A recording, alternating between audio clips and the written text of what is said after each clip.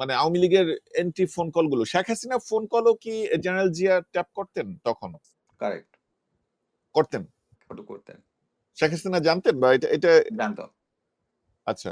But মানে সে সে তো তো তাহলে সে তো বিশ্বাস মনস্টারের ভিতর আরো বড় মনস্টার হয়ে গেছে নাকি? Correct, correct, correct. আচ্ছা, আচ্ছা। তো এই জেনারেল জিয়ার মেইন ক্রাইম গুলোকে যদি আমরা সামারাইজ করি, মানে এক হচ্ছে সে উপরে উঠার জন্য, ফেভর নেয়ার জন্য, তার হাই অ্যাম্বিশনের জন্য সেই ক্রস ফায়ার দিয়ে শুরু করা এবং কারেক্ট, আস্তে আস্তে সে বিভিন্ন এই যে সরকারের সংস্থাগুলো security related phone tab correct, এটা ইত্যাদি এইগুলো করে করে সে একটা মেইন টুল হয়ে যায়, কারেক্ট, হাসিনা লেসপেন্সার হয়ে যায়, কারেক্ট। যে কোনো মূল্যে বিরোধী দলমতকে সে নির্মূল করে সে হাসিনাকে টিকিয়ে রাখবে। এটাই তো তার মেইন রোলটা নাকি? আপনি একটা জিনিস দেখেন, এনটিএমসিটা শুরুতে কিন্তু ছিল ডিজিএফআই এর আন্ডারে একটা সেকশন জি। এবং ওইটার হেড ছিল একজন মেজর।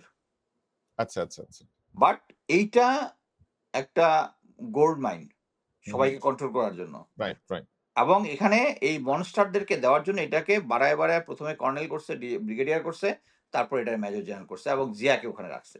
হুম, হুম, জিয়া অ্যাকচুয়ালি যত বিরোধী দল থেকে শুরু করে সবার ফোন ট্যাপ করে হুম, সে যেটা অ্যাচিভ করতো সেটা হচ্ছে আপনি যে দেখতেছেন যে বিএনপির আন্দোলনের মধ্যে কোনো হুম, নেতারাদের কোনো অ্যাক্টিভিটিস নাই।